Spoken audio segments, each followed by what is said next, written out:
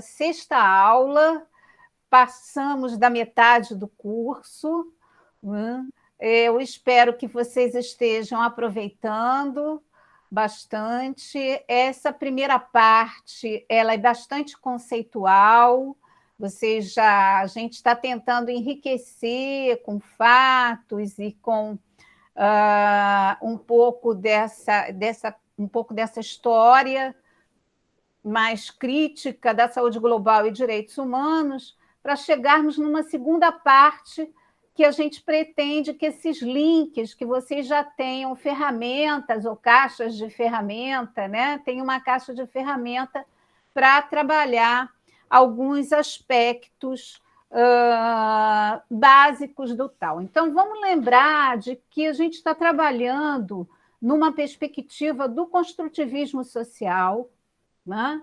De diferentes aspectos desse construtivismo social, que essa perspectiva de análise, ela, de fato, ela define o conhecimento como uma interpretação historicamente fundada e contextualizada, né? Que gera uma linguagem que é negociada socialmente. Então, aqui a gente toda a disciplina está partindo disso, daí a escolha de sempre uma história, uma parte de uma história da contextualização para depois gerar essa hermenêutica. E, finalmente, apresentamos vários autores, todos eles com características muito parecidas, já que esse construtivismo, né, ele nos permite diferentes capacidades. Então, hoje nós vamos ao que eu já percebi que foi o que falou mais diretamente com nós brasileiros, por várias razões. Primeiro, que Boaventura conhece bem o Brasil, frequenta o Brasil, estuda o Brasil há muitos anos, fez a sua tese de doutorado no Brasil, numa comunidade brasileira, e mantém um programa de pós-graduação que atende brasileiros. Então, de fato, ele vai falar muito perto da nossa racionalidade. Então, no primeiro slide, nós vamos lembrar os pontos de tensão. Eu vou tentar ir recuperando algumas coisas para que a gente consiga fazer links de fato. Que a grande proposta da disciplina é que a gente consiga fazer links. Então, vamos lembrar que nós contextualizamos até o momento que temos visões conflitantes, tanto da saúde global como dos direitos humanos. E elas coincidem. Nós temos tanto uma perspectiva neoliberal e técnica, nas palavras do professor Richards, aonde se busca uma eficiência econômica e uma sustentabilidade dos sistemas numa perspectiva financeira, mercadológica, versus a uma visão ética e política da saúde, entendida como um direito humano, uma sustentabilidade como justiça social, equidade, solidariedade, né? Comunga com eles outros acadêmicos. Por exemplo, eu trouxe o Arriscado Nunes, que é uma pessoa que trabalha muito perto e também muito no Brasil com Boaventura, é da equipe do Boaventura, que ele também divide essa mesma perspectiva, que a saúde, o direito à saúde, ele está centrado ou numa visão neoliberal de responsabilização individual, de vigilância e prevenção de doenças, e numa justiça sanitária e reconhecimento de direitos. Ou seja, essa relação de constituição mútua entre concepções do direito à saúde e de saúde, eles são intrínsecos, não é possível. E é por isso que acreditamos tanto que é possível os links entre saúde global e direitos humanos nesse mundo globalizado, né? E um terceiro ponto importante da gente não perder de vista, até porque hoje a gente vai falar muito de cultura, né? Que o neoliberalismo e a globalização, ele produz efeitos similares, mas e diferenciados sobre atores, instituições, mercados e nas lógicas sociais. Ou seja, a globalização, a visão hegemônica de saúde global de direitos humanos, do norte para sul, e esse é o nosso desafio de vencê-lo, ela não vai produzir realidades locais idênticas. E por isso é tão importante aquele velho, né, ditado que a gente usa, olhar localmente, para o global, olhar do global para o local, e é esse o exercício que a gente espera fazer. O próximo. Bom, ainda vou lembrar que o que a gente tem de pergunta principal nesse curso é qual o potencial dos direitos humanos para a redefinição dessa saúde global, mas em termos de inovação política, teórica, metodológica e ideológica. Isso é o que a gente está esperando, né? Com muito medo, né? Como disse o Boaventura, eu também divido com ele muito medo, mas é esse fio de esperança, essa esperança equilibrista, para lembrar um pouco a nossa época, né, Richard? Essa esperança equilibrista que nos tem. Mas nós temos uma crise na OMS, né? Nós temos uma erosão de protagonismo, nós temos uma escassez de financiamento, nós temos conflitos de interesse, dificuldades de comunicação e problemas de governança interna. Então, não vamos perder isso de vista para a gente aproveitar ao máximo a hermenêutica da suspeita e a diatópica do Boaventura. Tá? Próximo. Vimos também que não só a OMS, mas o próprio sistema de interação da ONU em direitos humanos, ela nos traz também uma crise, e uma crise muito explícita. Eu mostrei um pouco o cenário da minha última pesquisa, e é relevante ver as contradições que Boaventura tanto nos mostram. Vocês vão ver ali vários entendimentos e jurisprudências que, sem dúvida nenhuma, abrem caminho para esse modelo técnico liberal e com poucos avanços em termos de justiça sanitária, equidade, nas várias resoluções, mesmo que o Conselho de Direitos Humanos, com toda a influência das organizações não governamentais admitidas como os novos sujeitos nessa participação, tem. Próximo. Sendo assim, próximo, Renato. Sendo assim, eu queria dividir com vocês, até por conta de alguns fatos entre ontem e hoje. Não? O primeiro, eu queria que vocês olhassem esse mapa. Quais foram os países que votaram a favor das patentes para remédios e vacinas contra o Covid? Vocês podem ver, mesmo com o mapa, esse mapa é maravilhoso no sentido... Mapa é fantástico, Miriam. Onde você pegou isso? É muito bom esse mapa. Olha, eu fiquei procurando uma semana, e aí foi no Mr. Google, que a gente tem que... Foi no Mr. Google que eu disse, tem que haver, alguém deve ter pensado nisso. É claro que essa ideia não foi só minha, para botar na apresentação, alguém pensou, e aí o link está até ali, no próprio slide, da onde eu consegui, né? Porque eu disse, não pode ter sido só eu que pensei nisso, obviamente, né? As ideias, e alguém vai ter e tem. E está ali o link para vocês verem, mas eu também já vi que tem um artigo mais amplo que discute isso, e aí eu vou tentar recuperar e trazer.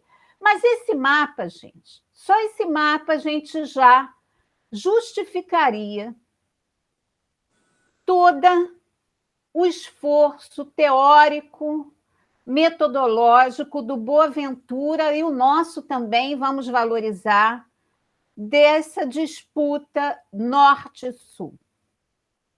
Né? E aí, vocês veem que a questão da desigualdade na pandemia também, o levantamento financeiro é assustador da riqueza. Os 10 países que vêm recebendo vacina, e 75% de vacinas, ou seja, um completo fracasso moral. Se vocês olharem para o mapa que eu fiz menos claro, de um mundo com o acordo TRIPS, né? Um mundo que não faltam normas jurídicas e jurisprudência em direitos humanos no sentido de nos dar, vamos assim dizer, as bases jurídicas, políticas para quebra de uma patente nessa situação, né? E a nossa incompleta incompetência política e, portanto, vamos mais uma vez repetir o que o professor Richard vem dizendo, a determinante política tem que ser melhor explorada, porque a social e as jurídicas, a inaplicabilidade, as legais estão muito claras, mas e as políticas são pouco exploradas. E, por fim, eu coloco o presidente da Tanzânia, que ontem ele deu um passo além, ele pediu também que a gente orasse para combater as doenças, ou seja, o avanço dele foi reconhecer que tem alguma doença, né? Então, que era o extremo do negacionismo, e ontem ele colocou. Bom, próximo slide. Vendo essas questões todas, das diferenças culturais e de tudo isso que a gente vem mostrando ao longo da história, a frase do texto que eu até encaminhei para vocês, um texto menor, é que, de fato, a pandemia de Covid, a gente tem que concordar com Boaventura, que revela que o capitalismo neoliberal incapacitou o Estado de responder à emergência e que a natureza consegue defender-se dessa ação humana. Então, uma das cruéis lições, e acho que a Fabiana ou a Débora já leu até o livro que estavam comentando antes, né? É de que, de fato, isso já era previsível. Ou tem um bom texto que eu li agora não me lembro se foi do Chomsky ou do próprio Latour, mas ele diz que os cientistas sociais estavam distraídos, porque todas essas luzes já eram nos dadas, que as respostas às emergências é fruto exatamente dessa política neoliberal de privatizações que incapacita. Próximo. Então, faz todo sentido aqueles primeiros 2 eixos que a gente vai continuar. Diante dessa diversidade cultural, nós temos 2 grandes eixos, pelo menos, para trabalhar: desenvolvimento sustentável, enfrentamento das iniquidades num sistema multicultural, né? Onde tem a expansão das empresas de saúde global, tem as divisões tecnológicas, tem os novos atores e tem essa escassez global e local. Próximo. Bom, mas quais seriam os principais desafios que Boaventura e outros pesquisadores do campo dos direitos humanos e da saúde têm buscado? Nós levaríamos pelo menos 6. Né? Eu acho que o mais abrangente é o universalismo e o relativismo cultural. De fato, esse é um desafio fundante quase em todas as disciplinas das ciências sociais e humanas, né? Desde a filosofia, a sociologia, enfim, as 2 linhas são bastante. A segunda é a laicidade estatal e o fundamentalismo religioso. E a posição da Tanzânia com o negócio não é apenas um negacionismo científico, mas é de um fundamentalismo religioso do qual a gente tem que conversar. Tem que haver um diálogo, não tem como evitar esse diálogo. O terceiro nós exploramos mais durante o curso, que é o direito ao desenvolvimento versus assimetrias globais. Inclusive questionando que direito ao desenvolvimento foi esse forjado na Declaração de 1986, que, de fato, a gente está com um desafio até hoje de proteção de direitos econômicos e sociais versus a globalização econômica do modelo neoliberal. Então, se nós fôssemos o respeito à diversidade e à intolerância, igualdade e diferença é outra marca. Vocês vão lembrar de slides anteriores que, quando nós colocamos os principais links da saúde global e os direitos humanos, vocês vão ver população em desenvolvimento, mulheres, AIDS, sexualidade, ou seja, grupos específicos em busca de um respeito à diversidade, né? A luta contra as intolerâncias, a busca da igualdade. A gente não pode confundir, e é comum a confusão entre respeito à diversidade, a igualdade e as desigualdades. Não? Nós temos aí dois frutos, a gente até anteriormente, na aula anterior, nós colocamos alguns textos da Nancy Fraser, que ela trabalha com muita distinção, desigualdades sociais, justiça retributiva e políticas de reconhecimento. E eu vejo, às vezes, que fazemos, às vezes, umas transgressões nesses dois quintais. E o sexto é o unilateralismo e o multilateralismo que nós falamos. Isso tudo vai acontecer nas relações internacionais.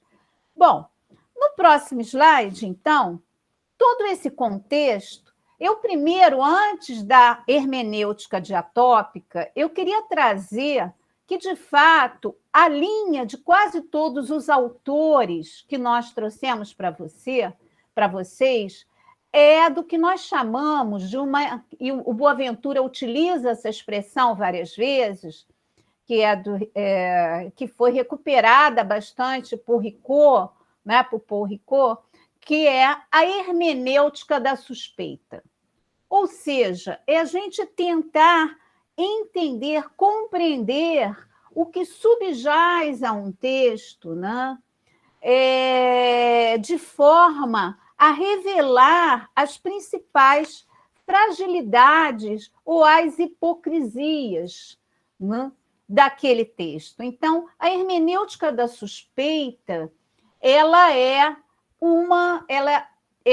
aproveitada e utilizada largamente por várias correntes das teorias críticas, né, das teorias do direito, mas eu gosto muito que ela, por si só, ela já nos diz o que temos que fazer. Os direitos humanos triunfaram? Sim. Mas quais são as suspeitas? Como é que eu os relaciono? Então, aí, o Boaventura traz uma das primeiras contradições. Então, por exemplo, a hermenêutica da suspeita vai trabalhar muito com o que a gente vai chamar de sociologia das ausências, o que não está dito, o que é visibilizado, o que não é visibilizado, o que é invisibilizado, né? Por que é visibilizado? E no texto vocês veem que ele traz vários exemplos. Por que foi visibilizado tal violação de direitos humanos e não outra? Né? Por que as questões não são reveladas? Por que a decisão, apesar das cartas, são no sentido liberal e da eficácia, ao mesmo tempo que fala justiça? Ou seja, é uma hermenêutica que vai trabalhar contradições e suspeitas. Porque ela vai, e parece que é a mais adequada para a gente conseguir chegar a esse link, porque ela vai, ao mesmo tempo que ela vai revelar os déficits dos direitos e as limitações das fragilidades dos direitos humanos, tanto na eliminação do sofrimento, quanto na identificação das diferenças que discriminam, ela vai nos dar uma linguagem capaz de penetrar e articular, né, num diálogo propício às transformações. Então, ao mesmo tempo que ela é só que, aí eu utilizaria um outro jurista progressista, que foi Roberto Lira, que ele dizia: não se há de se esquivar da lei sem bastante cuidado, porque através desta própria linguagem, nós falamos isso, né? O professor Richard disse, não, o Goldstein tentou uma convenção internacional sobre saúde global, né, junto ao OMS, uma resolução ou uma convenção, e se nós tivéssemos, talvez fosse melhor. Ou seja, essa reação que eu coloquei lá no primeiro slide entre positivismo histórico-crítico, ele continua sendo lido. Por exemplo, o texto que vocês vão explorar mais posteriormente, que realmente foi uma leitura muito densa e de muita quantidade, é a metáfora que Mútua trabalha de selvagens vítimas e salvadores dos direitos humanos, que nada mais é que também essa hermenêutica de suspeita, levantando por que simbolicamente a gente traduz isso. Então, mas, como eu disse inicialmente, a principal questão que a gente questiona, e todos esses textos questionam, é a universalidade desses documentos, né? A universalidade dessa questão. Universalidade é algo muito ocidental, como diz o Boaventura, e muito pouco utilizado em outras culturas. Segundo, a neutralidade cultural do projeto de direitos humanos, que está no bojo do universalismo, né? Tudo isso vai requerer a construção verdadeiramente universal, né? Não uma universalidade, mas um universalismo inclusivo e profundamente político. Próximo. Então, a tarefa central da política emancipatória colocada pelo Boaventura no nosso tempo consiste realmente em transformar essa conceitualização e prática de direitos humanos do que ele vai chamar de um localismo globalizado num projeto cosmopolita. Esses são construtos dele que eu acho que são bastante importantes. Primeiro que o projeto cosmopolita ele vai conversar muito bem com algumas teorias de relações internacionais e, portanto, pode ajudar vocês a bastante algumas pesquisas. Próximo. Só uma questão do Boaventura ainda. O Boaventura, para nós, ele, de fato, ele não seria propriamente um cético, mas ele não aposta nos direitos humanos como único modelo, como a única invenção possível de resolver os problemas de organização social e política historicamente. Ele compara várias fases, tanto é que, no momento, ele vem dizendo, olha, talvez a linguagem de direitos não seja a mais adequada, talvez a linguagem dos deveres seja mais adequada, né? Vamos reescrever a declaração? Será que é essa linguagem mesmo? Será que a utopia não seria uma melhor linguagem? E daí vêm as principais críticas dele aos próprios direitos humanos, que foram apropriados como uma verdade. E uma das questões básicas de quem trabalha com construtivismo, né, nas suas diferentes vertentes, é que a gente não busca uma verdade absoluta, né? Nós buscamos, de fato, situações que possam compor uma realidade ou compreender uma realidade. Então, visto assim, mas ele não é absolutamente um ceticista, porque um cético, na sua expressão mais ampla, porque ele aposta que essa invenção que tem dado certo, ele pode se alinhar, né? Nós podemos ter abordagens possíveis de tal. Então, primeiro é entender essa hermenêutica diatópica, né? Que não ele utiliza, inclusive, bastante um hindu espanhol, né? Que é o Pacamã, que trabalha com essa ideia de hermenêutica diatópica, né? Ele é um religioso e que tenta, nessa linguagem intercultural, chegar a esta proposta, né? Eu acho que vocês que leram o texto entenderam bem o que é um topoi, né, de uma cultura, né, e como que o objetivo é exatamente a gente identificar topóis. A hermenêutica jurídica trabalha bastante com essa ideia de topóis também, topóis jurídicos, é a tópica, né, a retórica. Mas o Boaventura vai mais à frente, apesar de jurista e cientista social, ele vai mais à frente, ele acha que, de fato, a gente tem que ir no topói da cultura. E aí, no próximo, ele faz algumas premissas para a aplicação da hermenêutica diatópica no projeto Direitos Humanos. Próximo, Renato.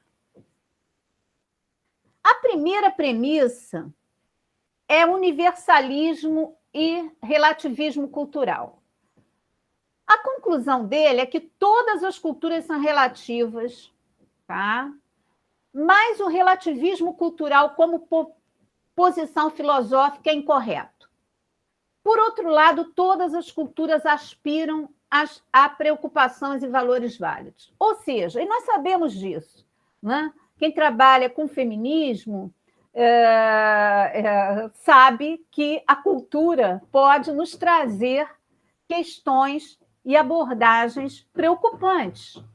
Elas devem ser relativas. Então, por exemplo, o exemplo das católicas pelo direito de decidir e todo o trabalho dessa organização não governamental em mostrar que o topói cultural do catolicismo, né, não condena a decisão da mulher de interromper a gestação, é a busca dessa linguagem, desse diálogo intercultural. O momento que, por exemplo, é aceito e trazido numa carta as questões sobre homossexualidade, orientações sexuais, transexualidade, por uma autoridade religiosa, é esse diálogo, né? Uma segunda premissa importante é que todas as culturas têm concepções de dignidade humana. E há versões diferentes para a dignidade humana, e todas elas têm um ciclo de reciprocidade mais largo do que outras, mais abertas do que outras. Trazendo um exemplo, novamente, do feminismo e da luta do movimento feminismo, por exemplo, a circuncisão feminina, né? Se procurou, em alguns países, colocar leis que proibissem esse ato, né? Proibissem, simplesmente.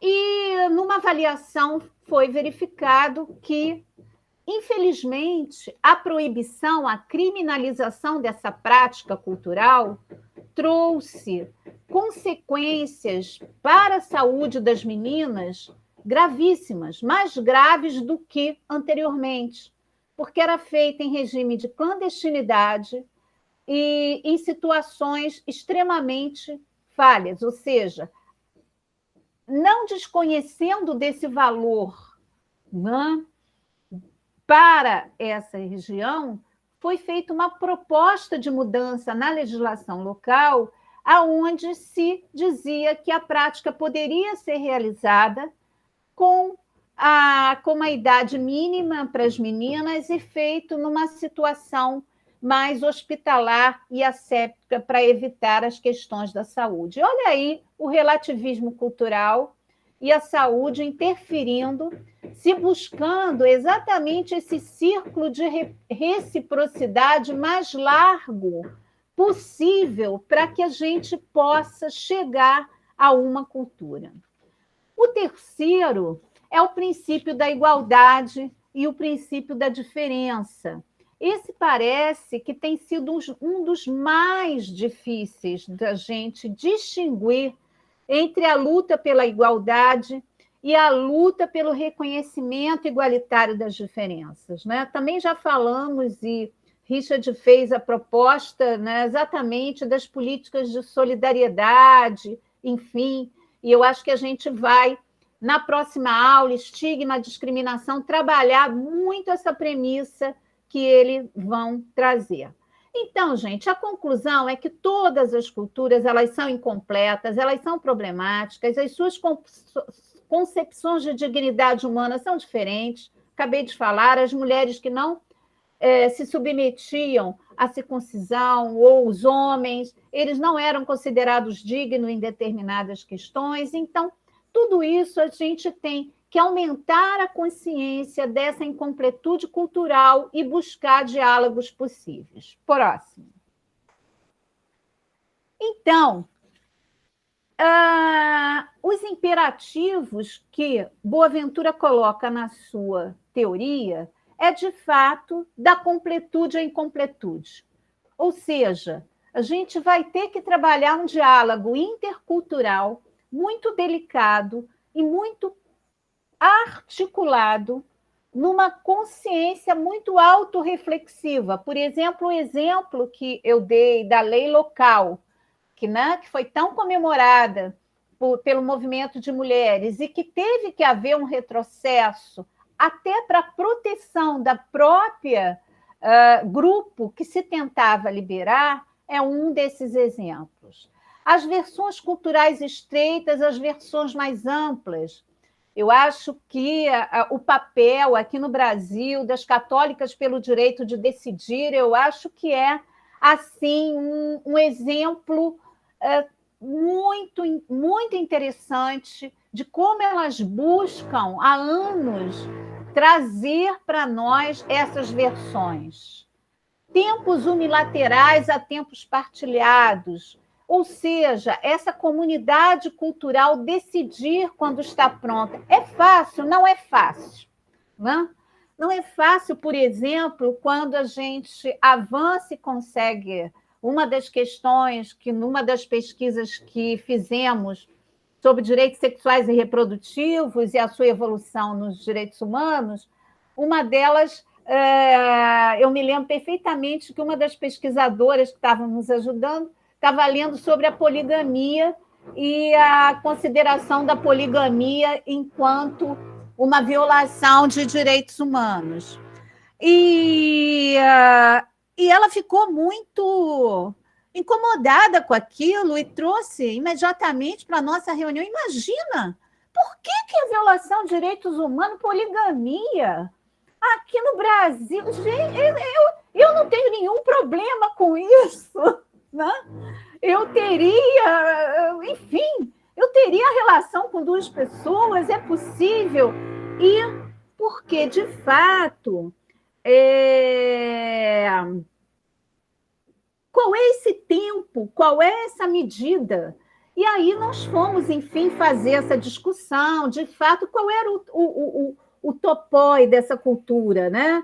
Não era contra a poligamia ou poliamor, ou seja lá o quê, mas era exatamente do patriarcado, né? Da submissão da mulher, da não escolha, da não liberdade da mulher a esse tipo de modelo. E, portanto, era uma questão que vocês vão ver na outra aula com Laura, a questão da prostituição. Né? Por que a prostituição ela é, de fato, um problema para ser aceito pelo movimento, né?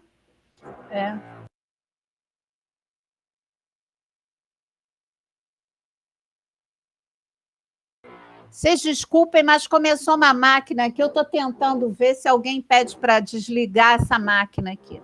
Está atrapalhando? Vocês estão conseguindo ouvir? Tá, então tá bom.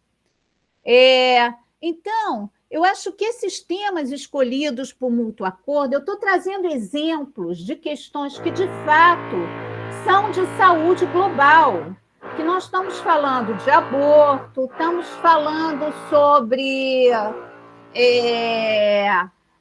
relações abusivas entre homens e mulheres, né? Onde a poligamia em si não é uma questão da questão do poliamor, como a gente tem chamado, mas sim da não autonomia daquelas mulheres, aquela escolha, né? E muitos outros exemplos, a questão da homossexualidade ser crime em várias culturas e ser encarada transexualidade, e como é que essa hermenêutica diatópica, de fato, me parece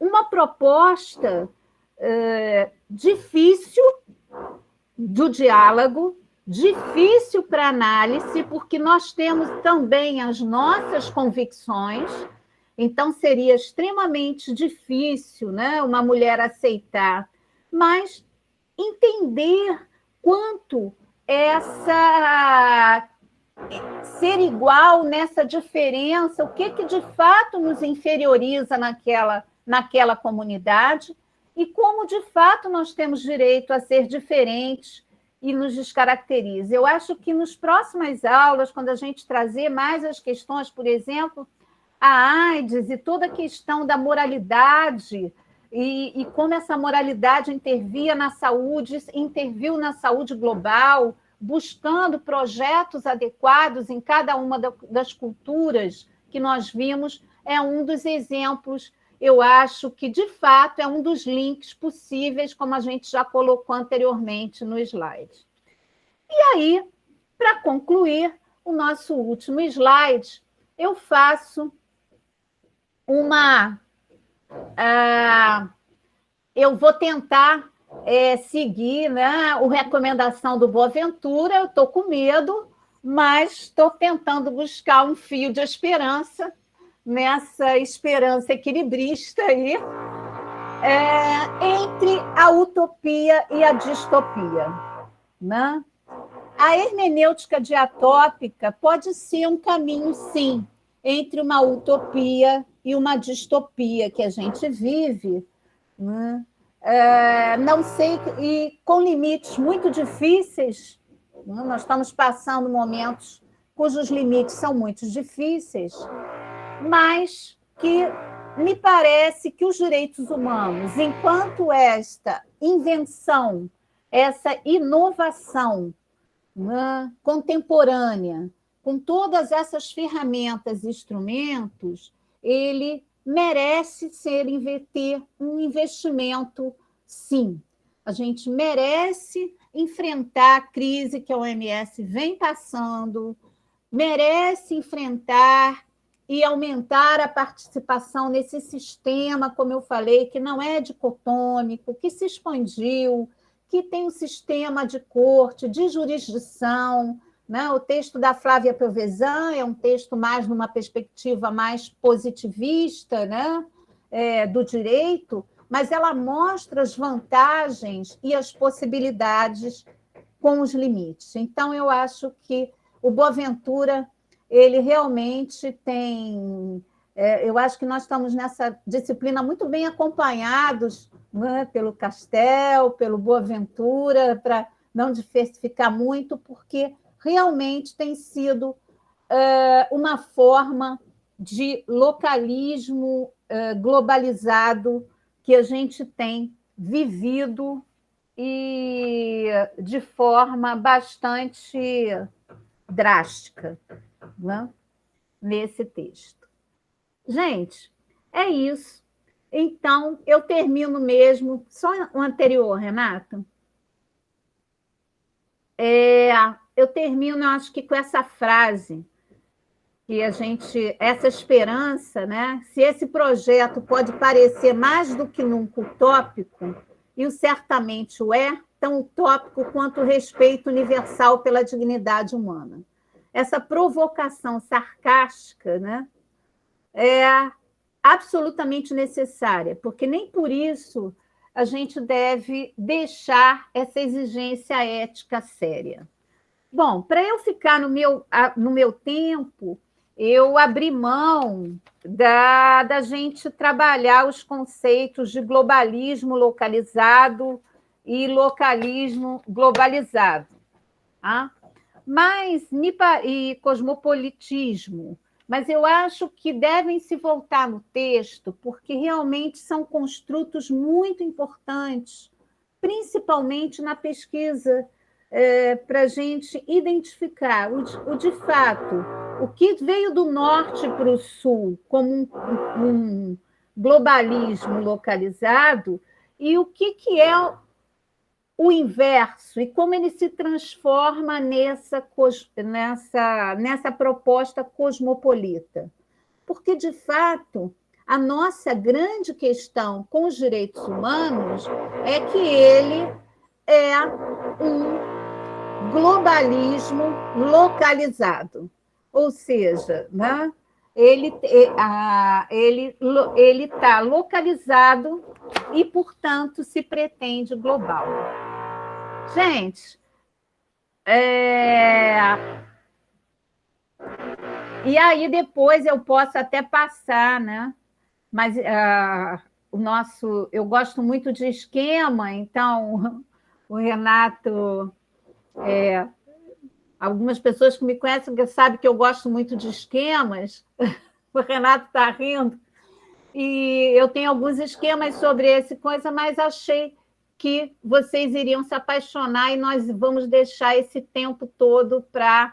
Lamento o atraso que a gente teve inicialmente, mas vamos deixar esse tempo todo para o nosso debate. Não sei se Richard quer falar alguma coisa antes do intervalo. Não, antes do intervalo não. Vamos fazer o intervalo e aí a gente volta e vamos conversar. Tá bom, gente. Então, nossos 10 minutinhos, que eu vou tentar terminar aqui com esse barulho horroroso que está aqui comigo. Obrigada.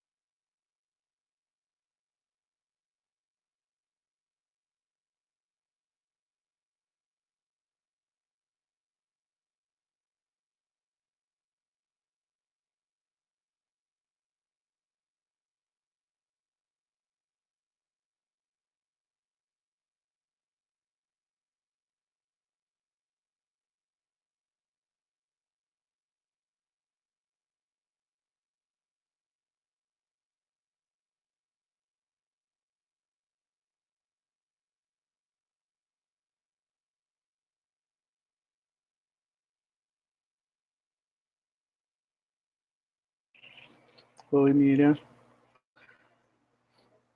Eu estou disponibilizando os 2 livros lá na plataforma, tá bom? O livro que eu comentei, que a Débora comentou, tudo bem? Não estou te ouvindo. Pode compartilhar ou tem problema autoral? Não, eles são livres. Os 2 são de plataformas livres. Na verdade, esse da pedagogia do livro foi um livro que o Boaventura lançou para vender esse que está na loja agora. Ah, então, tá. Ele já foi lançado free. E o Sopa de Wuhan, mesma coisa. Na verdade, o Sopa de Wuhan são vários autores e tem um HBEM, A né? Sopa de Wuhan eu até li. O outro é que eu ainda não conseguia ler. Tá, mas eles são de boa. Eles estão em versão em PDF mesmo, disponíveis, tá? Tá. E eu acabei de postar para você substituir os 2, a apresentação com os 2 slides que fazem o gráfico do construto da globalização, globalismo. Vê se você já recebeu. Espera aí. Que na hora de eu cortar... Tá. Não, tá. Às vezes eu me perco um pouco, porque o e-mail do Gmail, ele vai colocando um dentro do outro, mas agora ok, já está aqui. Vou substituir lá. Versão de 23, tá? Aí é só um... Bom, gente, está aberto, então eu só coloquei lá os 2 slides que eu havia portado aqui, para ser mais breve, mas que eu achei que fez um pouco de falta para a gente entrar na hermenêutica diatópica, que seriam os construtos de cosmopolismo, globalismo. Não sei, Renato, se compensa colocar só esses 2 slides para eles verem. E aí vocês já vão se organizando aqui. Tá. Alguém pode ficar na monitoria? Eu olho aqui, eu não sei se o Richard quer...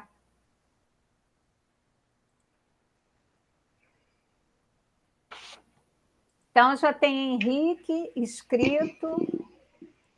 Tá, eu vou entrar aqui no meu outro login para colocar o slide. Certo? Só um pouco para a gente centralizar a nossa discussão, de fato, nesse conceito de globalização, que eu acho que vai fazer bastante falta para a gente.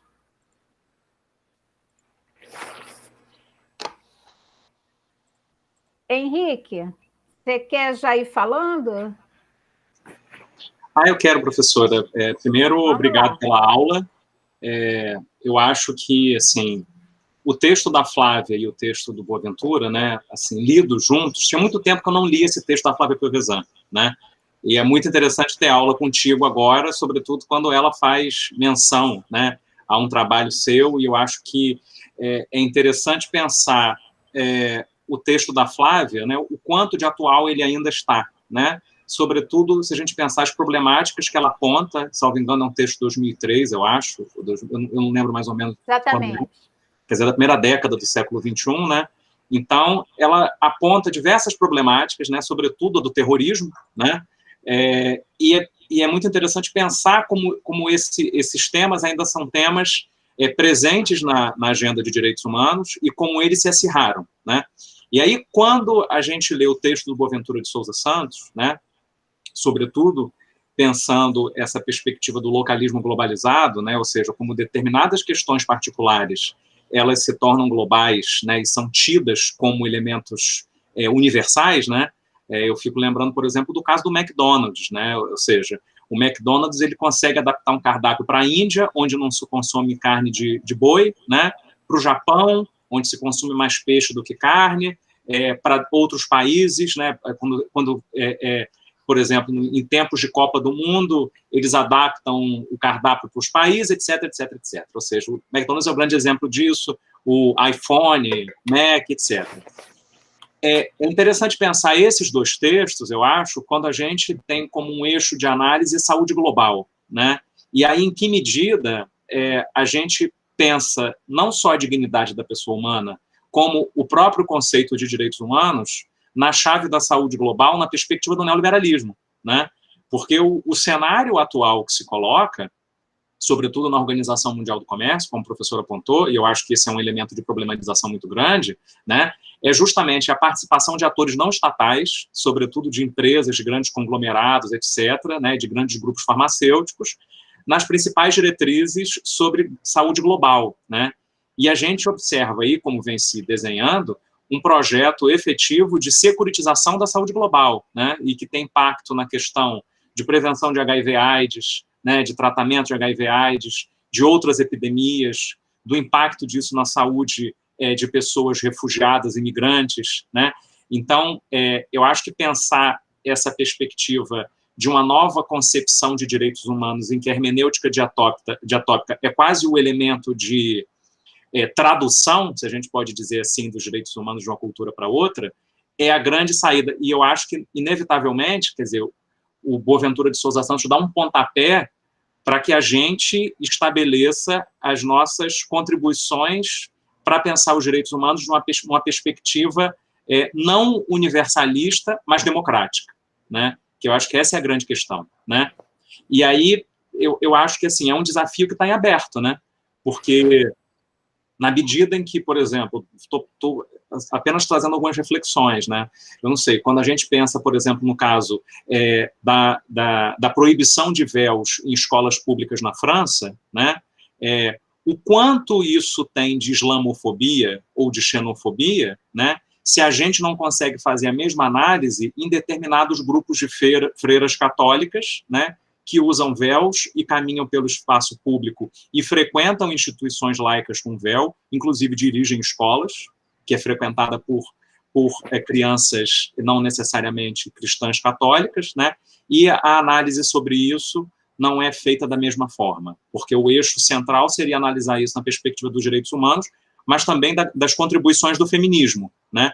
Então, o que eu acho interessante pensar isso na perspectiva da saúde global, e aí eu acho que o feminismo negro talvez vá trazer uma chave de análise interessante para complementar o Boaventura de Sousa Santos, é pensar isso na perspectiva da interseccionalidade, né?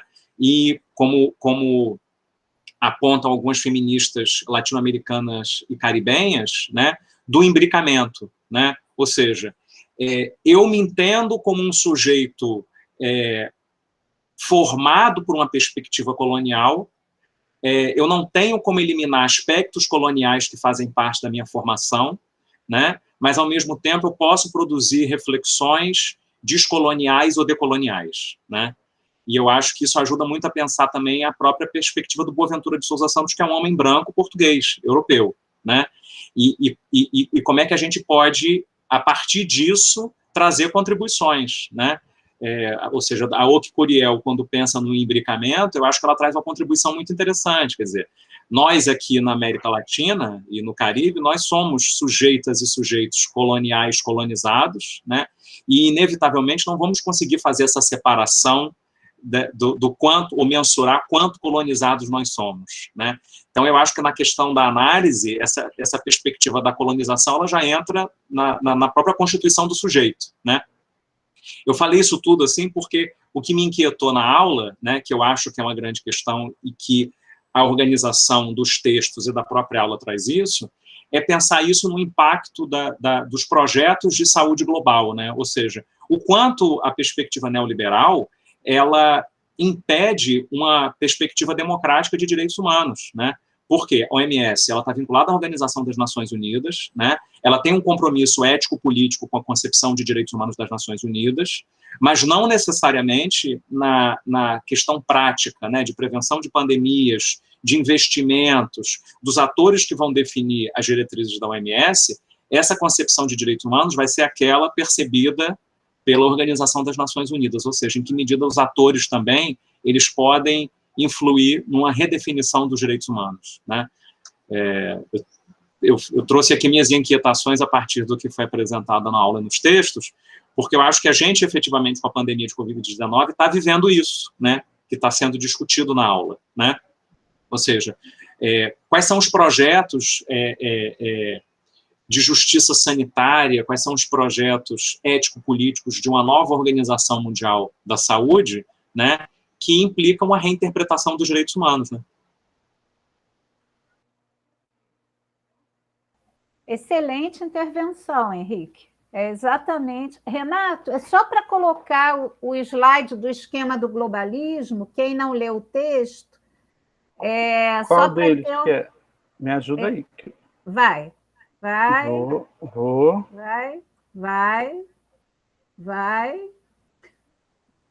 Vai. Esse aí. Ficou um pouco pequeno? Isso. Mas é um pouco... Não dá para aumentar, mas esses conceitos, para quem não teve... O Henrique já falou de um, muito bem abordado, mas é o conceito de globalização do Boaventura, né? Que a globalização é esse processo pelo qual é determinada essa condição à entidade local e estende a influência a todo o globo ao fazê-lo, né? É o anterior, Renato. Ah, desculpa, eu esbarrei aqui. Né? Então, essa é uma questão bem interessante, porque aí você situa e define os direitos humanos contemporâneos como o próprio efeito da globalização, né? Como um produto da globalização. De fato, o Boaventura nos traz essa preocupação o tempo todo. Os direitos humanos, as convenções e tudo tem sido um produto dessa condição da globalização. E os modos que produz a globalização, né? Nesse localismo globalizado, e ele pensou muito bem, o McDonald's é um exemplo fantástico disso, né? E do globalismo localizado, né? Que consiste exatamente no impacto específico de práticas e imperialismos transnacionais em condições locais. Isso a gente vê a todo momento. Como é que a gente vai absorvendo, né, de uma forma antropofágica aí, a determinados imperativos transnacionais como absolutamente necessários. Então, ele faz essa coisa da globalização, esse construto da globalização de cima para baixo, que é neoliberal e hegemônica, vem do norte e do sul, e propõe o cosmopolitismo, que tem como base a solidariedade. Eu acho que retomar aquela fala do professor Richard, que ele vai poder fazê-lo logo em seguida, né? A solidariedade transnacional entre esses grupos, né? Trazer essa emergência de temas. Você fala sobre um trabalho que a Flávia se refere, que foi feito em 2003, foi exatamente sobre direitos sexuais e reprodutivos. A gente estava procurando exatamente a emergência desse tema e como é que esse tema estava sendo conduzido pelo sistema das Nações Unidas. Então, exatamente a possibilidade de você identificar a emergência de temas, trazê-los como um patrimônio comum, né? Por exemplo, como eu acho que o movimento feminista tem feito isso de uma forma bastante interessante, que seria a globalização de baixo para cima, solidária e tal. E adorei o véu, tá? A gente,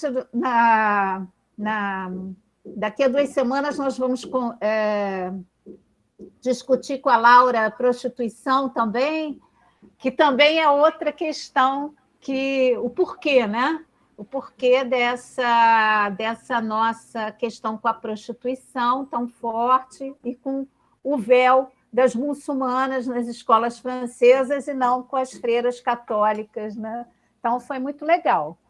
Vamos lá, gente. Obrigada, Renato, mas a substituição desse slide já está lá na pasta, tá? Então, vamos para o debate, mas para quem não leu, é importante que tenha esses conceitos. Liliane se inscreveu. Tá, então você pode tirar o slide, vamos lá. Tá. Liliane, então, a Luísa e a Liliane, né? Na verdade... Perdão. Sou eu, não? Pode ser. Eu queria perguntar uma coisa que eu fiquei com dúvida. Se a gente partir dessa globalização e desse universalismo cultural,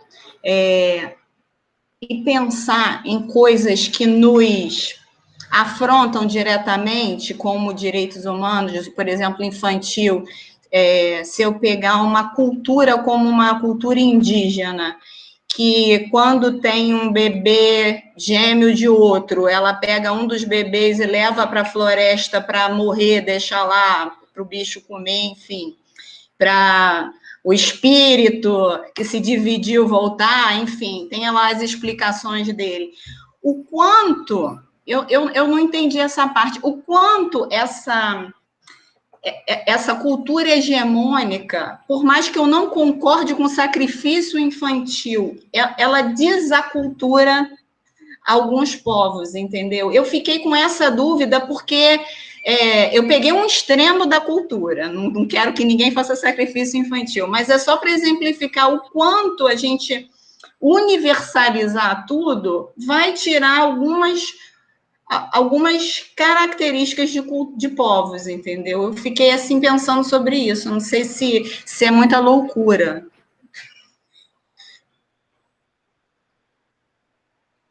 Loucura nenhuma, Liliane. Absolutamente. A proposta vai exatamente para encontrar essa circularidade mais ampla possível para isso. Mas vamos seguir, então. Tem Luísa e Rafael. Depois, Richard, você quer falar? Alessandra. Pronto. Boa tarde, gente. Também queria agradecer pela aula, professora. Eu li os 3 textos mais uma vez, né? E aí voltei para o do Boaventura para estudá-lo. Então, e aí foi muito importante que a gente vê como esse olhar, né, do ativista crítico nos ajuda também a desenvolver, né, essa criticidade, essa hermenêutica da suspeita, né? Diante de algumas ideias que a gente tem, a gente, claro, nas aulas já vem, né, levantando essas suspeitas do que é esse, né, de todo o processo histórico dos direitos humanos, mas da forma que ele traz, fica ainda muito claro e chocante o quanto o direito humano ele é usado, né, de uma forma, principalmente pensando no uso que o eurocentrismo faz dele, né? E a Guerra Fria fez, é algo que choca também, né? A gente entender que... E aí fica muito mais difícil entender como é que vai chegar, então, numa cultura que ela foi oprimida por países centrais e que vem sempre nesse diálogo pelos direitos humanos, né? Isso aí fica muito claro e, por outro lado, é sempre um desafio. Como construir, então, um projeto que seja um projeto emancipatório, cosmopolita, a partir, então, né, de baixo para cima, num cenário que a gente tem do neoliberalismo, da política do capitalismo financeiro e da ascensão da extrema-direita. Então, assim, a leitura é o tempo todo, né, fica instigando, assim, a pensar também. Eu também fiquei sempre, assim, ficou mais claro a questão, né, as tensões, que também foi muito importante como ele traz, né, e a gente consegue visualizar quantas tensões tem e que o direitos humanos é uma construção mesmo a partir das disputas. Mas, assim como Liliane trouxe esse exemplo, para mim também não fica claro, às vezes, o que é a violação em algumas culturas, se é só uma leitura ocidental, né? Se essa leitura é a partir do topoi cultural também daquela cultura, ali é uma violação também, ou é só... Porque tem coisas que a gente diz, pô, mas isso é uma violação, né? Quando, por exemplo, quando tem punições, né, no caso...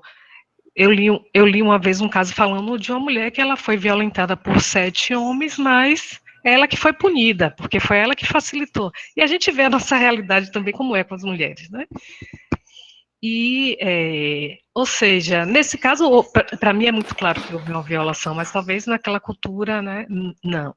Claro que eu entendi que o diálogo intercultural é que vai fazer com que cada cultura também olhe para a sua e a partir desse olhar compartilhado das outras, você usou um termo, mas eu vou usar ampliando, né, vai se abrindo, não sei, expandindo. Mas, e aí eu fico, para mim, assim, como é um termo novo, vem sendo usado nas aulas, a questão da hermenêutica diatópica, eu estou quase que interpretando ela como se fosse esse diálogo intercultural. Eu acho que eu não consegui aprofundar ainda no conceito dela. Talvez entendi na leitura, mas ainda não é que eu aprendi completamente o conceito. Mas assim, eu digo, na prática, como é que lidar com esse conceito? Né? É a partir mesmo de se sentir que a dignidade foi violada, e então é aquela questão do medo da esperança que faz com que os movimentos, né, atuem, né? Uma outra questão que eu acho muito importante, que ele fala no texto dos deveres, e que ele traz como se topós de outra cultura fala de deveres, mas os direitos humanos ocidentais não fala desses deveres, né?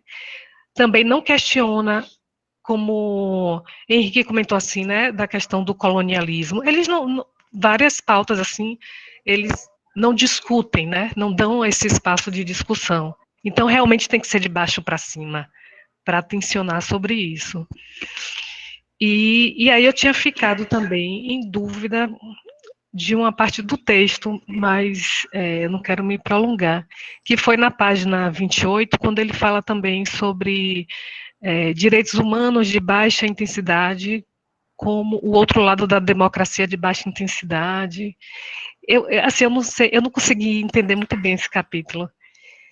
Ele fala advertência frequentemente ouvida hoje contra os inconvenientes de sobrecarregar a política dos direitos humanos com novos direitos ou com concepções mais exigentes de direitos humanos. Eu não consegui entender o que é que ele quis dizer. Que é uma manifestação tardia da redução do potencial emancipatório da modernidade ocidental. O texto de 99 ou o texto de 2009? De 97? Espera aí. É que eu acho que eu abri o outro. É o que as tensões da eu acho que acabei abrindo outro aqui, mas eu vou localizar aqui direito. Onde é que está no texto?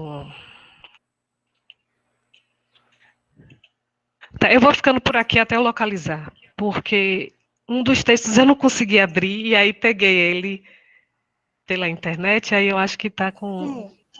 É o mesmo título. A questão da cidadania, né, desse equilíbrio entre cidadania, direitos humanos, relações estatais.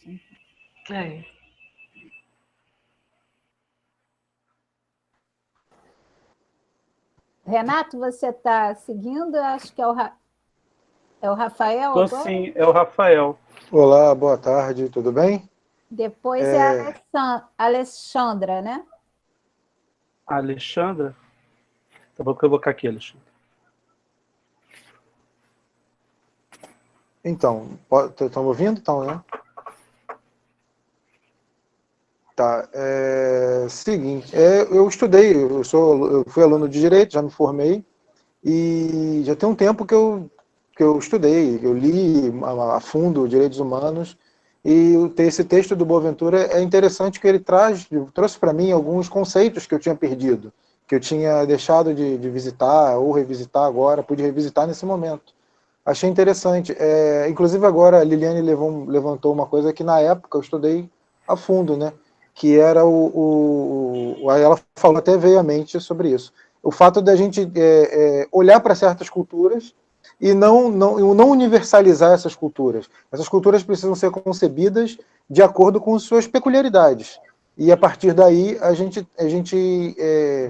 tentar exercer uma mudança de dentro para fora, e não de fora para dentro, até para evitar uma forma de violência a essas culturas.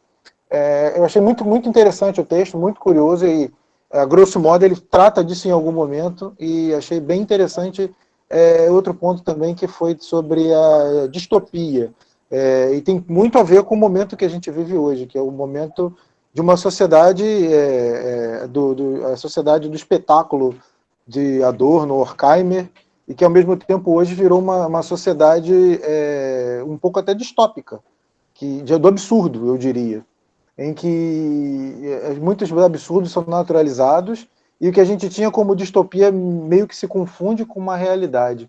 Achei bem interessante, trazendo para o pensamento contemporâneo, pensamento de hoje, desses momentos de pandemia, achei bem legal. Não é bem uma pergunta, mas é só um comentário que me causou bastante surpresa. O texto me surpreendeu bastante. Obrigado.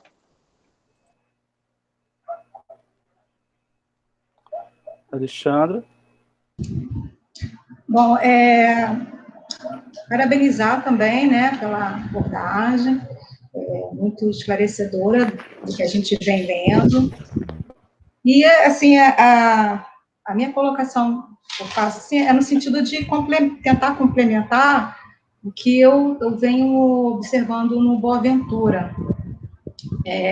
Ele tem um livro dele de 2001, e que, relendo agora, já tinha lido, né, e relendo a partir das leituras da professora Miriam Sorricho, eu comecei a reler o livro novamente, que é A Crítica da Razão Indolente. Quem tiver interesse, eu posso ir aos pouquinhos escaneando depois e colocar Assim, é uma leitura difícil até, mas conforme a gente vai tendo outras abordagens para as aulas, a gente vai conseguindo ler com mais facilidade. Então, assim, esse livro de 2001, o Boaventura, ele traz essa questão da globalização de baixo para cima. Inclusive, no vídeo, ele fala sobre isso, que é a questão da solidariedade. Eu queria tocar nesse assunto, né? Porque o Boaventura, ele traz, assim, para que você tenha solidariedade, você precisa saber a quem, né? Solidariedade entre a sua cultura, entre os seus iguais, né? Nós temos como exemplos acontecendo agora, na pandemia, a emergência de atos solidários nas comunidades, né? Nós vimos muito isso, a própria comunidade se organizando, né, para promover ações que o poder público não seria, talvez, capaz de estender suas ações, então a própria comunidade se mobilizando, né, a higienização das comunidades, isso aconteceu muito por aqui, em Niterói. Então, isso é um ato de solidariedade. Ao mesmo tempo, nós não vimos a solidariedade na questão das vacinas, né? Países com condições financeiras avantajadas, observamos que concentraram enormes quantidades de vacinas nos seus países, enquanto o nosso país, né, com a dimensão territorial, não conseguiu sequer alcançar estados completos. Então, assim, a questão de solidariedade fica muito a desejar. Mas aí, nesse texto do Boaventura, ele fala o seguinte, que eu achei muito importante, queria compartilhar com vocês, que tudo se constrói, né? Esse conhecimento multicultural, ele é construído. E isso tem uma dificuldade enorme, ele gera duas dificuldades, o silêncio e a diferença. O silêncio, Boaventura diz, quando as culturas não são ouvidas, ou são suprimidas, no colonialismo. Você suprime aquela cultura, você não deixa ela falar. Então, aquela cultura passa a achar que o que ela tem a oferecer não é relevante, não é importante, ela não pode contribuir com nada, porque o colonialismo trouxe para ela essa ideia. de que ela não tinha nada a oferecer. Né? Os povos indígenas não têm nada a oferecer. Né? Os quilombolas não têm nada a oferecer. Daí vai. Né? Comunidades aqui não têm nada a oferecer. Né? Então, o silêncio, ele emerge dessa visão colonialista. Isso são nas palavras de Boaventura, tá? Isso não são as minhas palavras, não. E outra dificuldade que ele coloca é a diferença. E a diferença, ela surge na incompreensão de que existem diferenças. A indiferença, né? E o Boaventura diz que talvez só seja possível compreender a diferença na teoria da tradução que ele traz.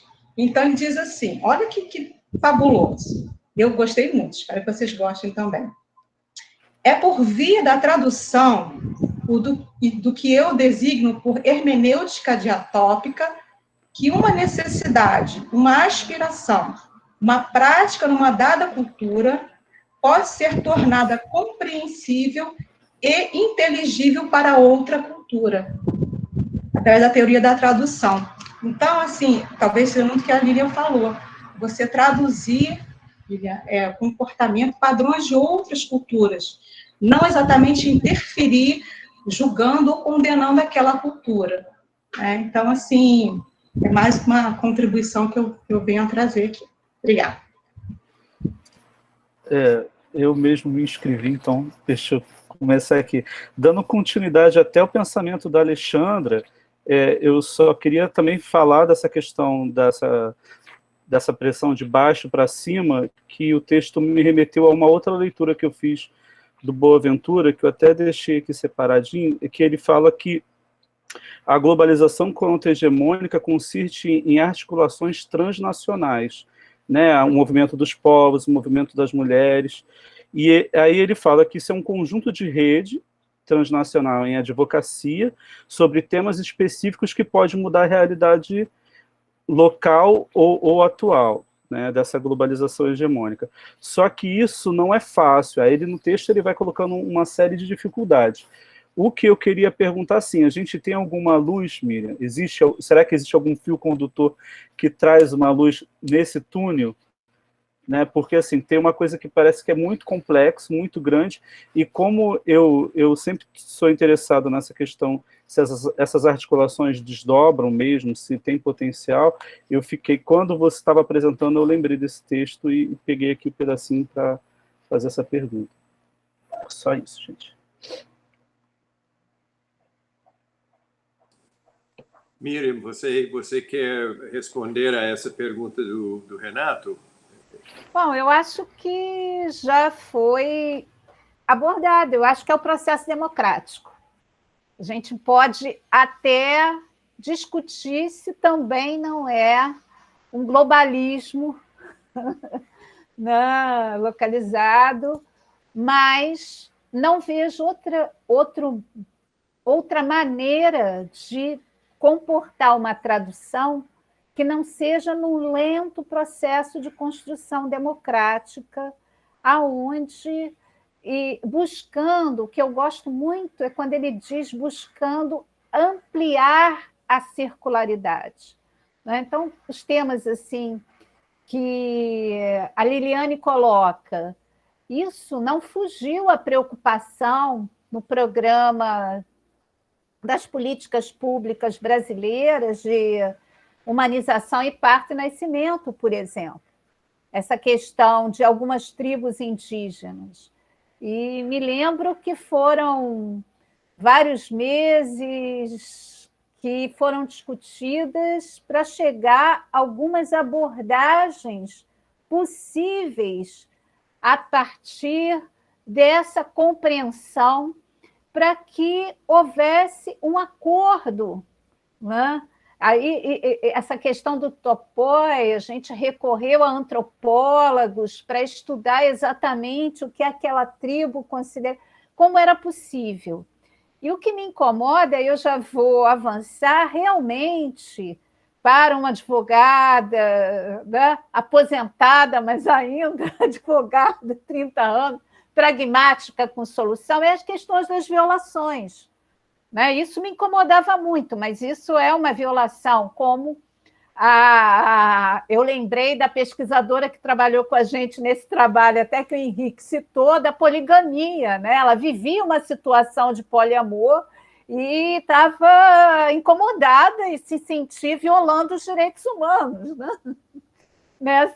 Nessa situação dela específica. E é muito difícil, mas eu acho que tem uma coisa que a gente chama violação e outras são infrações, aonde, de fato, você tem que partir da cultura local para entender, né, como é que eu posso ampliar aquela questão que, de fato, para eles não é uma violação, né? E aí, é claro que eu acho que isso é um processo dialógico amplo, é o que a gente vinha, eu acho, caminhando com bastante ânimo nos anos 90, eu acho que foi a década de ouro, dos programas de ação, da progressividade, dessas questões assim. Mas então passo para o Richard. Então, tem muitas questões aqui, mas a gente... Tem, sim, tem muitas questões e a gente não vai resolver quase nenhuma delas, mas acho que isso também, né, é um pouco o espírito do curso, né? Eu queria apontar algumas coisas que podem parecer bastante óbvias, mas que o óbvio de vez em quando é bom reenfatizar, porque faz parte de um contexto que a gente tem que lidar com esse contexto. Nessas primeiras duas partes do curso, tanto as 3 aulas sobre saúde global, quanto essas 3 aulas sobre direitos humanos, a gente, acho que uma coisa óbvia, mas que vale a pena de reforçar, é que em ambos esses campos, saúde global e direitos humanos, a gente está falando sobre campos que estão em processos de construção, de formação, de mudança, e que, obviamente, não esse é um processo em aberto, e tem que prestar bastante atenção a esse caráter histórico de construção, não é? Então, em ambos, nós podemos identificar grandes problemas que parcialmente vêm sendo melhorados, mas que não estão completamente resolvidos. Eu acho que no campo da saúde global, talvez temos menos progresso em termos de enfrentar esses problemas do que nos direitos humanos. A gente ainda tem um campo de saúde global extremamente hegemônico, dominado pelo norte global e imposto com boas intenções, talvez, mas imposto no resto do mundo de uma maneira mais ou menos não democrático. Quer dizer, as decisões são tomadas lá em cima do Equador e são colocados os programas no sul global e você tem, enfim, é uma situação bem complicada. No caso dos direitos humanos, eu acho que pelo menos nós podemos ver um pouco uma tentativa de realmente criticar e desconstruir uma imposição de uma noção de direitos humanos totalmente ocidental, que vai ser imposto em todas as outras culturas.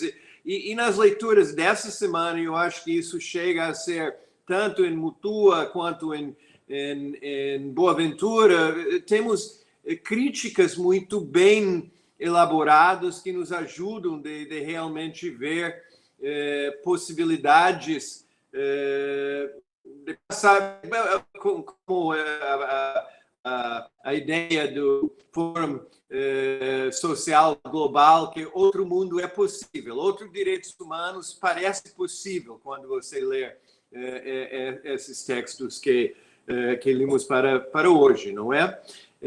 Mas ainda assim não está resolvido, ainda tem problemas, ainda tem que avançar, ainda tem muita coisa. Aí isso me leva a uma segunda coisa óbvia, mas que vale a pena reforçar, que é talvez o calcanhar de Aquiles em ambos esses campos, que é o sistema capitalista global, que é bastante interessante de ver todo o aparato dos direitos humanos, desde a Declaração Universal até o presente, surge num contexto histórico, inicialmente com uma opção um pouco entre um sistema capitalista e um sistema socialista, que esse conflito que nos deu a Guerra Fria durou dos anos 40 até o final dos anos 80, e no final dos anos 80, com a desintegração da União Soviética, toda a queda do Muro de Berlim, aí de lá para cá, basicamente o único jogo que existe é o jogo capitalista, não é? E toda a fala, a análise, a discussão de políticas neoliberais é em função dessa dominação total do capitalismo. Então, neoliberalismo só faz sentido com relação ao capitalismo. E esse é um contexto quase totalmente hegemônica no atual momento. Nesse sentido, durante esse período, o papel das Nações Unidas, o papel da arquitetura internacional dos direitos humanos, que a Miriam revisitou e nos ensinou sobre na aula, na penúltima aula, acho que foi mais. Toda essa arquitetura, de certa forma, é o único freio, vamos dizer, em alguns dos abusos do sistema global capitalista. E isso é um dos seus grandes valores, eu acho, e uma das razões que é tão importante tentar trazer os direitos humanos para dialogar com o campo de saúde global, porque é onde saúde global pode, talvez, buscar ferramentas e mecanismos para frear alguns das opressões mais desenfreadas do capitalismo, não é? Só que essa situação não está nada fácil. É aquela mapa dos leis de patentes e as vacinas de Covid. Aliás, Covid traz isso de volta numa coisa. Eu sempre fico impressionado com esse peso que o capitalismo tem, peso negativo, e o fato que a gente ignora isso, porque a gente não vê qualquer possibilidade de superar o sistema capitalista no momento. A gente não tem como sair de lá, então a gente vai ignorando. Mas Covid traz de volta a incrível desigualdade e opressão desse sistema. E a maneira em que, nesse contexto, você não consegue facilmente montar alguma resposta que vai garantir direito à saúde para todos, direito a acesso à vacina para todo mundo. O sistema preclui essa possibilidade pela sua natureza, não é? Então, eu acho que estamos num momento bastante interessante de estar olhando essas questões, porque a gente está fazendo isso enquanto temos quase um mostruário vivo, cada dia, das inequidades, das exclusões, de todas as coisas ruins que nós não estamos conseguindo superar. E então, esse contexto, eu acho que é o contexto e o dilema do curso. Talvez a frustração do curso é que a gente não tem como oferecer alguma solução mágica. Eu, pessoalmente, acho que a fala da Miriam já tocou numa coisa que eu acho que é fundamental, que não tem sido pensado suficientemente dentro do campo de saúde global, que é a questão dos determinantes políticos e das questões de democracia. E hoje em dia, de democracia na sua luta contra o autoritarismo, que nos últimos 5 anos, desde 2015 e 2016, é a grande luta política, grande queda de braço político mundial, não é? Onde nós temos esses sistemas em luta, e aquele mapa novamente mostra isso. Você tem um país, o Brasil, que fez solidariedade com os Estados Unidos de Trump e foi contra qualquer solidariedade com outros países do Sul, por exemplo. Então, você vê como esse jogo entre democracia e autoritarismo, no atual momento, coloca as peças no tabuleiro. E essa é a situação profundamente difícil que a gente está lidando nesse exato momento. Aí, só para concluir, porque eu sei que a gente novamente já está estendendo bem mais do que a gente prometeu ficar no tempo de aula, mas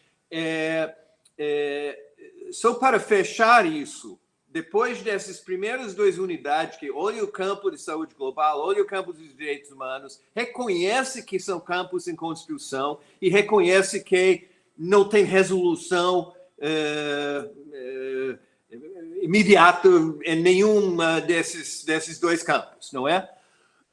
Na terceira parte do curso, terceira e última parte que iniciamos na semana que vem, o que nós vamos fazer é tentar de olhar alguns dos espaços mais localizados dentro da saúde, onde essas construções estão sendo feitas. Então, temos uma semana que nós vamos olhar a AIDS e como a AIDS foi um campo onde saúde global e direitos humanos se encontraram. Depois vamos olhar a área de população e direitos de saúde e direitos reprodutivos e sexuais. Depois vamos olhar a questão de migração e refugiados e situações humanitárias extremas. E, por último, vamos chegar na última aula olhando o atual momento de Covid e quais são as consequências do que Covid nos mostra para pensar sobre a governança global da saúde, por exemplo, né?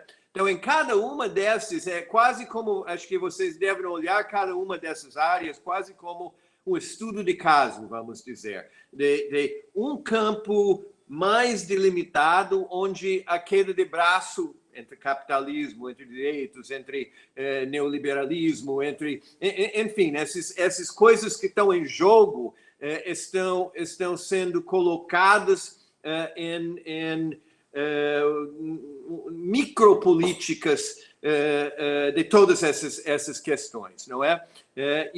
Chegando até o final, nós não vamos chegar a uma grande conclusão que vai resolver tudo, mas pelo menos vocês vão ter um mapa de como é que isso está sendo debatido dentro desse campo nas últimas décadas, e quais são os pontos sei lá, onde as forças estão brigando de uma forma mais intensa, e os insights que isso nos dá. Vocês vão achar algumas coisas que em cada um desses campos é reafirmado.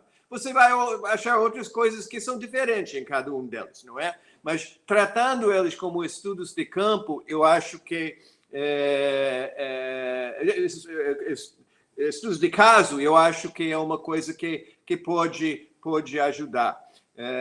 Então, só queria deixar com esse preâmbulo, vamos dizer, para o bloco do curso que vamos iniciar a partir da semana que vem. Então, não sei se alguém tem mais alguma coisa que gostaria de colocar, ainda podemos, se quiser, e se não, a gente fecha essa segunda parte do curso aqui. Alguém quer colocar algo? Miriam? Vamos buscar a esperança equilibrista, gente. Porque é o processo que vai realmente fazer com que a gente constitua, né, essa nova construção. E temos muito que construir. Pelo mapa, a gente vê que temos muito que construir, né, particularmente no Brasil, que se reposiciona de uma forma, nós vamos ver, desesperadora. Mas é isso, adorei, eu acho que vocês participaram muito, né? Fizeram a aula, eu gravei toda a intervenção de vocês, eu espero que depois vocês autorizem, eu vou colocar lá, vocês leiam qualquer coisa, ou ouçam, se não quiserem a gente corta, mas eu vou deixar porque acho que foi muito rico todas as contribuições e construções, e vamos tentando responder ao longo de mais essas semanas que vamos ficar juntos. Então, obrigado, Renato, mais uma vez, aí pelo apoio, Luiz, e a todos que participaram. Obrigado. Tá bom? Obrigada, Richard. E desculpa ter te bloqueado, hein? Não ter permitido você entrar na reunião, hein? Não tem problema. Tchau, tchau. Até logo, Graças. tchau. Até que vem. Obrigado.